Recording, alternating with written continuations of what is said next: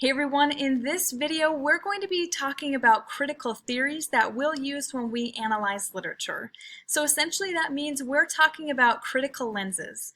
And using critical lenses just means that we will be able to uncover hidden meanings and messages in different texts that we read in this course. So first, let's talk about what critical lenses are.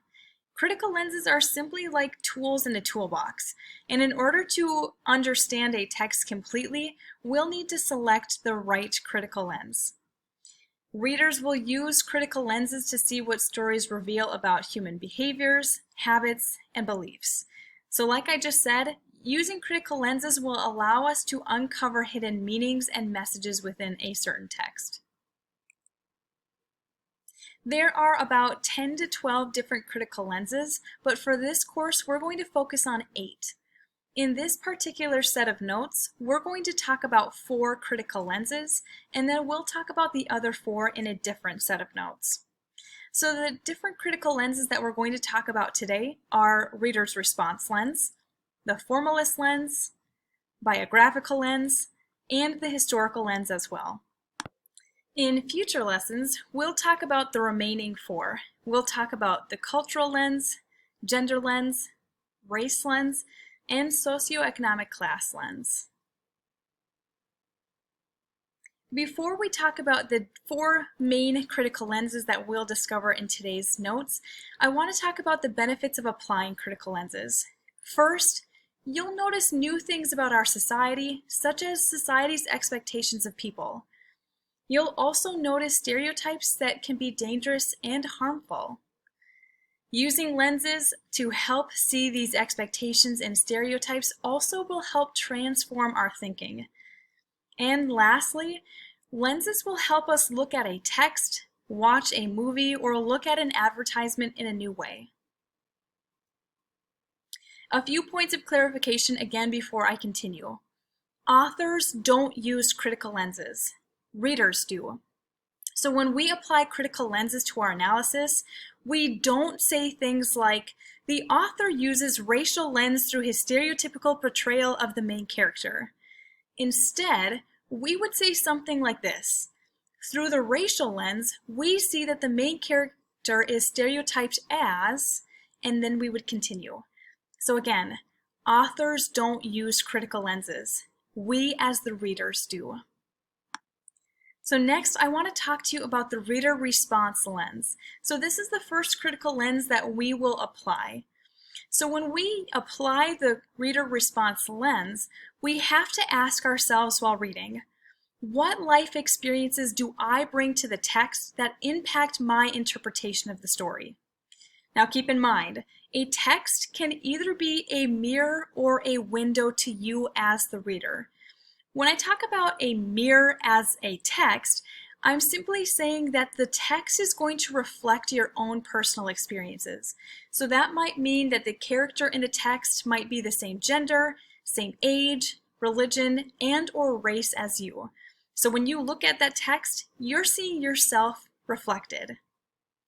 If you're looking at a text that is a window, you're looking at a text that provides new experiences. So for instance, the character in the text might have a different value, belief, or lifestyle than you. So as we continue thinking about the reader's response lens, I just want to remind you that the way you see a text will be influenced by the way you see the world. And this will be impacted by 4 different categories. So you're going to change the way you see a text depending on your own personal experiences. So that includes your defining moments and events in your life. The way you see a text will also be influenced by your moral values, or the standards of good and evil that govern your choices and behaviors. The way you see a text will also be influenced by social ethics, and these are just the rules or guidelines that you follow in order to be accepted socially. And lastly, the way you see a text will be influenced by your general views of the world. So this includes your own personal opinions, beliefs, and attitudes about certain things. Now this slide just shows you some examples of how reader's response can be applied to a certain text. So when you apply the reader's response lens, you might say things like, "This movie reminds me of my life because blank." Or, "Although I do not have personal connections to this poem, it gives me a new perspective about blank." And lastly, "I liked or I didn't like this story because," and then you would connect it with something from your own personal life.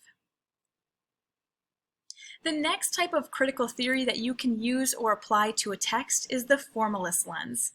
Now, actually, you have been applying this lens for as long as you've taken English classes. So to define what this lens is, it says, "Analysis of literary text is based on close reading and interpretation of key literary elements." So the reader will try to see what he or she can figure out about a text based on how it is written. So this would include analyzing things like plot, point of view, diction or word choice, repetition, and things like that. So this actually will help determine deeper meaning and message of the story.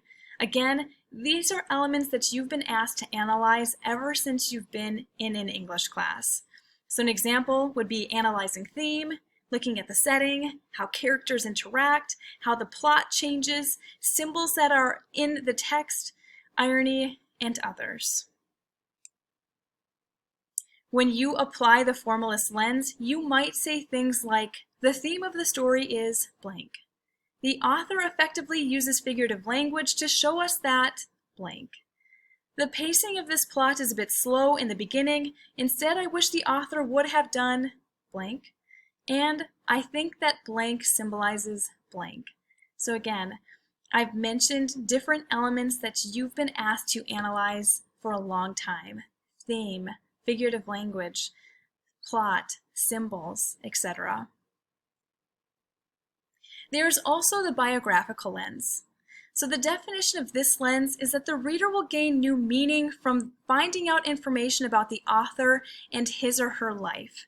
Okay, so you might find that the author's life is just like his character's life. Other things that you need to think about are the biographical details, in fact, may be completely irrelevant to the interpretation of the writer's work. Some questions that you can ask yourself as you're applying the biographical lens is, how does the text reflect the author's life? How was this person raised? Did they suffer through any kind of tragedy or struggle? What were their personal beliefs? What age or stage of life were they in when they wrote the work? So again, the more you know about an author and their life might impact what you're noticing in a text. An example of applying the biographical lens. It says, "Ernest Hemingway was an ambulance driver during World War I and wrote novels about the war. His experiences gave him first-hand knowledge and created strong personal feelings about the war, but his stories are still works of fiction." So as you read some pieces by Hemingway, such as "For Whom the Bell Tolls," you might see elements that are related to his personal experience being an ambulance driver in World War I. And this is the last lens that I'd like to talk to you about today, and this is the historical lens. So with the historical lens, the reader will draw a deeper meaning out of the text by knowing what was happening in the time period in which it was written.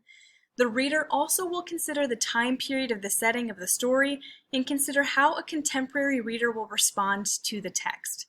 So examples of this, the reader might examine social, cultural, personal, or political factors of the time by examining diaries, films, paintings, letters, articles, and others. And then this last slide here just shows you historical lens examples. So Angie Thomas, she wrote the text, "The Hate You Give." Maybe you've read the book or you've seen the movie. If you have, you know that the story is about a teenage girl who's left grappling with police brutality, racism, and activism after her friend was shot and killed by the police.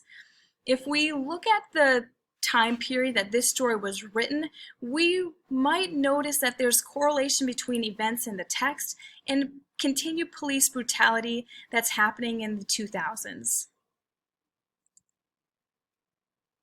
Now that we've talked about 4 different critical lenses, here are your next steps. First, I'd like you to watch the short film Sneetches. a hint that I want you to think about as you watch. This story was written in 1953. I want you to think about what was going on during that time. Then you need to apply what you've learned. So while you watch, I want you to apply the reader's response and the formalist lens. And lastly, you need to complete the reader's response and formalist lens handout for the story speeches.